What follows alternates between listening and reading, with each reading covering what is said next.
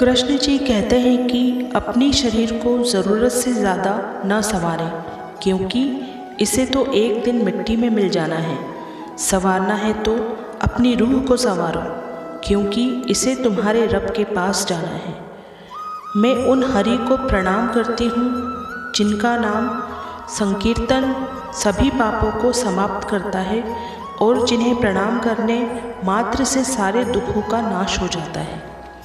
मन में हमेशा अच्छे विचार और अच्छे एहसासों को ही जगह दीजिए, ताकि दिमाग में सदा पॉजिटिव तरंगों का उदय हो।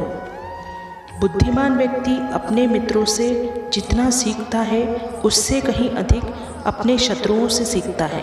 5 पहर कर्म किया 3 पहर सोए, एको घड़ी न हरि भजे तो मुक्ति कहाँ से होए। जिनके पास अपने हैं वो अपनों से झगड़ते हैं, जिनका कोई नहीं अपना वो अपनों को तरसते हैं। कल न हम होंगे न गिला होगा, सिर्फ सिमटी हुई यादों का सिलसिला होगा। जो लम्हे हैं चलो हंसकर बिता लें, जाने कल जिंदगी का फैसला क्या होगा। कृष्ण जी कहते हैं कि रिश्तों का गलत इस्तेमाल कभी मत करना। रिश्ते तो बहुत मिल जाएंगे, पर अच्छे लोग ज़िंदगी में बार बार नहीं आएंगे। रिश्तेदार भले ही हालचाल ना पूछें, लेकिन स्टेटस पर नज़र पूरी रखते हैं। जिसे कुछ भी अच्छा नहीं लगता, उसे कुछ भी बुरा नहीं लग सकता। किसी का मन और मौन बहुत कम लोग समझ पाते हैं।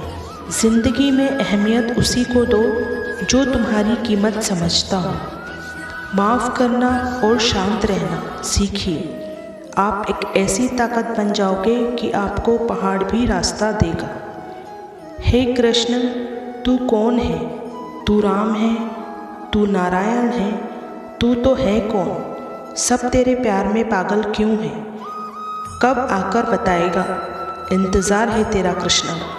एक बार गोलोक धाम में कृष्ण प्रिय राधा जी ने श्री कृष्ण गोविंद से पूछा, हे माधव, कंस आपका सगा मामा होते हुए भी आपके माता पिता को घोर पीड़ा देता था, निरंतर आपका अपमान करता था, आपका संतों का मजाक उड़ाता था, आपको मार देने के प्रयास करता था, कभी किसी को भेजकर कभी किसी को हत्या के प्रयत्न करता रहता था। फिर भी उस महापापी के ऐसे कौन से पुण्य थे कि उसे आपके हाथों परम मोक्ष प्राप्त हुआ? श्री कृष्ण ने मुस्कुराते हुए उत्तर दिया, राधे, कंस जो कुछ भी करता और सोचता था वह सब मेरे ही बारे में होता था, चाहे द्वेष और क्रोध अथवा भय के कारण, परंतु मेरा स्मरण उसे हर पल रहता था। जो व्यक्ति हर वक्त मेरा सुमिरन करेगा उसे मैं मोक्ष ही दूंगा, चाहे वो मेरा विरोधी ही क्यों ना हो। कृष्ण जी कहते हैं कि आज़ाद कौन है? वह बुद्धिमान व्यक्ति जो स्वयं पर नियंत्रण रखता है। विरासत को धन या संपत्ति से नहीं मापा जाता है, बल्कि संसार पर हम जो सकारात्मक प्रभाव छोड़ते हैं उससे मापा जाता है। कुछ चीज़ें समीप आने पर बगैर मांगे मिल जाती हैं, जैसे बर्फ़ के पास शीतलता, अग्नि के पास गर्माहट और गुलाब के पास सुगंध है। ठीक इसी तरह परमात्मा से मांगने की बजाय निकटता बनाइए, सब कुछ अपने आप मिलना शुरू हो जाएगा। जो मिलेगा वो अविनाशी होगा। क्रोध बहुत दुखदाई है, यह अपने को भी दुखी करता है और दूसरों को भी दुखी करता है। इसलिए श्रीमत पर इन विकारों पर विजय प्राप्त करो। विजय माला में वही आते हैं जो देही अभिमानी बनते हैं। परमात्म प्यार के अनुभवी बनो तो कोई भी रुकावट रोक नहीं सकती। कृष्ण जी कहते हैं कि जीवन कठिन है। यह और कठिन हो जाता है जब आप भूल जाते हैं कि आप कितने मजबूत हैं। इन कठिनाइयों पर जीत हासिल करने के लिए स्वयं को श्रेष्ठ स्वमानधारी आत्मा समझ स्वमान में स्थित रहो, तो स्वमान देहभान को भुला देगा। आधा कल्प देहमान में रहें और देहमान के कारण अल्पकाल के मान प्राप्त करने के भिखारी रहें। अभी परमात्मा ने आकर स्वमानधारी बना दिया, तो उसी स्वमान में सदा स्थित रहो। यह स्वमान सर्व इच्छाओं को सहज ही संपन्न कर देगा।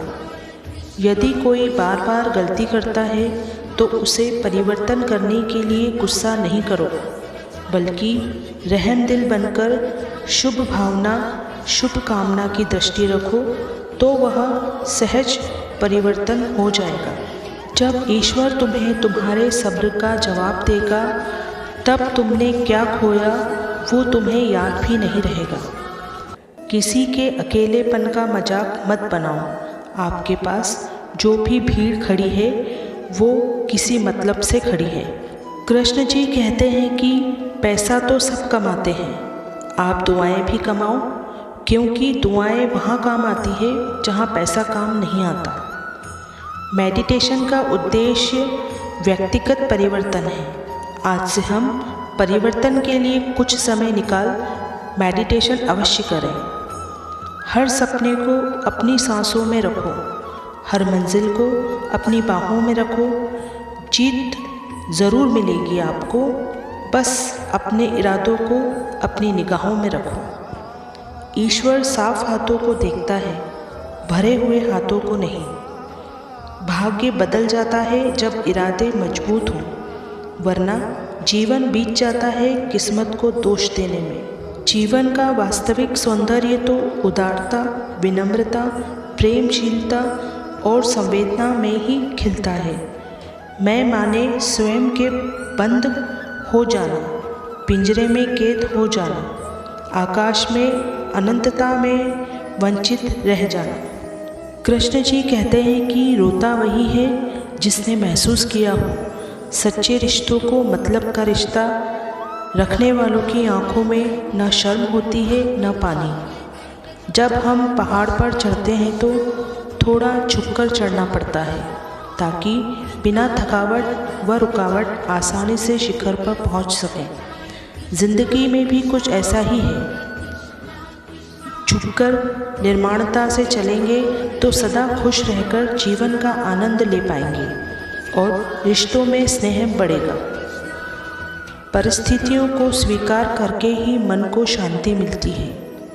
जो अपने अंदर देखते हैं वो शक्तिशाली बनते हैं, और जो बाहर देखते हैं वो कमज़ोर बन जाते हैं। खुद को मेहनत में फ्राई करो, हारने के बाद और एक बार ट्राई करो। मंजिल आपके कदम चूमेगी, बस अपना कॉन्फिडेंस लेवल हाई रखो। ये वक्त है साहब, कभी एक जैसा नहीं रहता। वो भी फंसते हैं, थोड़ा समय ज़रूर लगता है।